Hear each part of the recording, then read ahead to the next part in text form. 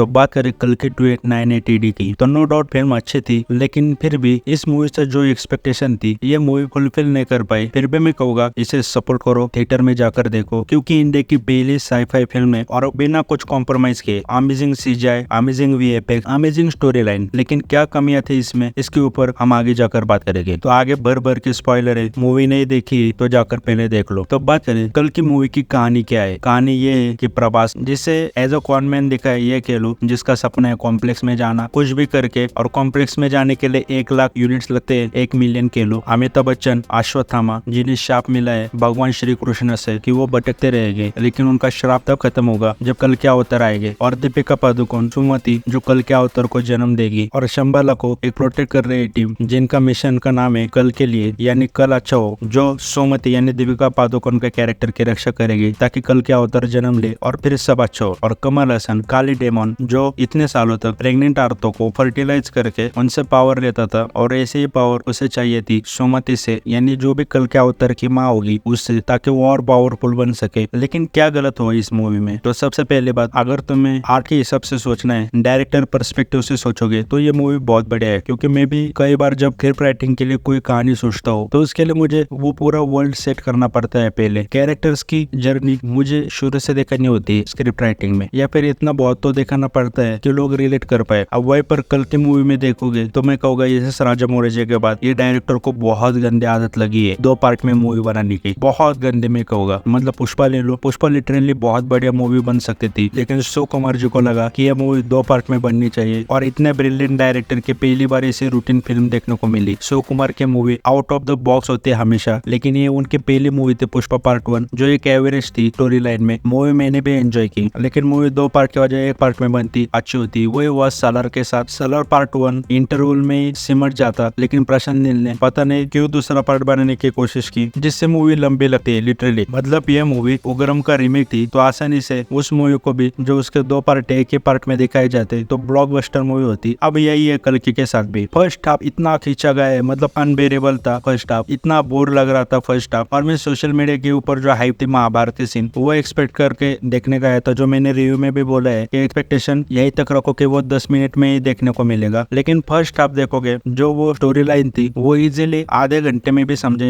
जा सकते थे। मतलब क्या ही था उसमें। सबसे पहली बात तो प्रभास को एंट्री क्यों इतनी अच्छी नहीं दी गई मुझे पता नहीं। मतलब साउथ जाना जाता है जिस चीज के लिए, वही चीज वो नहीं कर रहे, इतनी एवरेज एंट्री दे दी गई प्रभास को। दूसरी बात, वो दिशा पटने वाला सीन मैं कहूँगा पूरी तरह से अननेसेसरी था। आपको दूसरे पार्ट में लाना था तो वो डायरेक्ट भी लाते तो चल जाता, या फिर एक सीन रखते तो वो भी चल जाता। लेकिन वो इजीली मैं कहूँगा वो सॉन्ग वो सब इजीली कट किया जा सकता था। अब नो डाउट वो कॉम्प्लेक्स में क्या क्या सुविधा है वो दिखाने के लिए वो सॉन्ग के जरिए देखा है, लेकिन वो टाइम वेस्ट था। वो सॉन्ग भी कैचे नहीं था, वो डांस स्टेप तो क्या ही थे। उसके बजाय तुम क्यूरियोसिटी बना के रखते। राम गोपाल वर्मा प्रभास को बताता है कि कॉम्प्लेक्स में ऐसी ऐसी चीजें, ऐसी ऐसी सुविधा है, जिससे प्रभास को और इच्छा होती कॉम्प्लेक्स के अंदर जाने की, वो ये दिखा देते। और दूसरी चीज, इसका मुझे विलन भी नहीं जमा। मतलब इसका मैं एग्जांपल देता हूँ, कई मूवी सबने देखी होगी, जब रोलेक्स की एंट्री होती है विक्रम में, तो इसलिए रोलेक्स का एक हवा और पहले से बन जाता है कि ये जो कही थी, ये जो सारे विलन्स है इतने खूंखार, इनका ये बॉस है तो ये कितना खूंखार होगा। मतलब वो वर्ल्ड सेटअप हो जाता है कि इसका चमचा इतना ब्रूटल है तो मेन विलन कितना खतरनाक होगा। तो इधर वही चांस था कि कमल हसन का जो एक चमचा है उसे और ब्रूटल दिखाते और ज्यादा खतरनाक दिखाते तो मजा आ जाता, लेकिन वो कुछ खतरनाक दिखाया नहीं। मतलब इन्होंने इतनी हाइप क्रिएट की, इंडिया के पहले साई-फाई मूवी, और ये एक वर्ल्ड दिखा रहे हैं जहाँ पर कैरेक्टर सेटअप हो रहे। अब ये बात लेकर ले लो, जब इसका कल के सिनेमैटिक यूनिवर्स आएगा तो ये पहले मूवी और बेटर लगेगी, और लगने भी चाहिए, क्योंकि सिनेमैटिक यूनिवर्स का यही मतलब होता है, जब तुम्हारी नई मूवी आए तो पिछली मूवीज की वैल्यू बढ़े, उनकी रिवॉचेबिलिटी बढ़े। लेकिन मैं लिटरली 1.5 साल तक हाइप था, मैं हाफ डे लेकर मूवी देखने चला गया, और देखता हूँ तो क्या देखने को मिलता है कि फर्स्ट हाफ अनबेरेबल था, और सिर्फ कैरेक्टर सेटअप किए फर्स्ट पार्ट में। महाभारत से नो डाउट बहुत अच्छे लगे, लेकिन ये देखकर कहीं ना कहीं डिसअपॉइंट तो होती है कि इतनी एक्साइटमेंट लेकर चले गए थे। और इसलिए देखोगे कि एनिमल की जिस तरह चर्चा भी हो रही थी उस तरह कल्कि की हो रही है, लेकिन उतनी नहीं, क्योंकि एनिमल एक परफेक्ट मूवी थी। लास्ट में उसमें भी पोस्ट क्रेडिट सीन था, उसमें भी हिंट दिया गया था एनिमल 2 आने वाले, लेकिन लोग सब सेटिस्फाई थे क्योंकि एक परफेक्ट एंडिंग देखने को मिली थी। कल्कि में वो परफेक्ट एंडिंग ही नहीं देखने को मिली। मतलब मुझे ऐसा लगा मूवी एंड हुई है या फिर भाई इंटरमिशन हुआ है, दूसरा इंटरवल कह लो। और इसके ऊपर और जाकर कहूंगा कि जो प्रभास का कॉमेडी ये सब चीजें भी थी, वो मैंने पहले कहा था कि वो क्रिंज लग रही है प्रभास के ऊपर। और तुम लेकिन नहीं मानोगे कि प्रभास पहले जाना ही जाता था ऐसे रोल्स बढ़िया तरीके से करने के लिए। मतलब जब प्रभास तेलुगु मूवी में काम करता था तो ऐसे कॉमेडी टाइप्स गुफी टाइप से रोल करता था और बहुत बढ़िया तरीके से करता था प्रभास। लेकिन अभी प्रभास के ऊपर नहीं जम रहे वो, प्रभास के ऊपर अब सब सिर्फ सीरियस लुक ही जम रहे हैं। इसका रीजन भी देखोगे तो प्रभास मुझे लगता है अभी मेंटली उस हालत में भी नहीं है, क्योंकि बाहुबली के बाद प्रभास को कहीं ना कहीं प्रिविलेज मिला है एज ए सुपरस्टार। वो वन शॉट भी कर सकता है चाहे तो, उसके ऊपर कोई भी कितना भी पैसा लगाना चाहते हैं तो लगा देते हैं। और प्रभास के भी अपने प्रॉब्लम्स है कि नी सर्जरी ले लो, उनके फैमिली में भी डेथ हुई थी तो वो देखते भी उनका चेहरा सूजा ये सब, तो वो लिटरली वो क्रिंज लग रहा था वो कॉमेडी। मतलब डायरेक्टर को ये दिखाना था कि ये मासूम है, इस बड़े इंसान के अंदर कहीं ना कहीं उसका बच्चा जिंदा है, ये फिक्र नहीं करता। इसके लिए वो कॉमेडी वो गुफी टाइप कैरेक्टर रखा था। लेकिन वो ऐसा लग रहा था कि भाई इतना समझदार है और ऐसी हरकतें क्यों कर रहे हैं। तो आई होप कि वो इस चीज को ठीक करे, आगे प्रभास को सीरियस ही दिखाए। मतलब इसका मैं सेम एग्जांपल लेता हूँ, बाहुबली पार्ट 1 में प्रभास जब अपनी माँ के साथ होता है बाहुबली 1 में, तो वो इसी तरह चाइल्डिश हरकतें करता है, उसको उसी तरह बच्चे की तरह दिखा है। लेकिन वहाँ पर डायरेक्टर का कन्विक्शन देखो और प्रभास का भी डेडिकेशन देखो कि वहाँ पर जम जाता है, यहाँ पर नहीं। और इस सब पिक्चर में मुझे अगर सबसे बेस्ट पार्ट लगा है तो वो लगा है अमिताभ बच्चन जी का अश्वत्थामा। मतलब राइटिंग से लेकर कास्टिंग तक, कॉस्ट्यूम तक, एंट्री तक, हर एक चीज परफेक्ट थी, ये मैं कहूँगा। और अमिताभ बच्चन जी मैं कहूँगा सच में खा गए हर किसी को। मतलब कल की अगर मूवी बोलोगे तो मुझे पहले याद आते हैं अमिताभ बच्चन जी एज अश्वत्थामा और कमल हसन एज काली। तो ओवरऑल मुझे कुछ कमियां लगी मूवी में, अगर आप मुझसे एग्री करते हो तो कमेंट करके जरूर बताओ। और मैं फिर से कहूँगा मूवी बहुत बढ़िया है, साइफाई, सीजीआई, वीएफएक्स और सब अच्छा है, राइटिंग भी अच्छी है और आर्टिस्टिक वे देखोगे अगर कोई डायरेक्टर वर्ल्ड क्रिएट करता है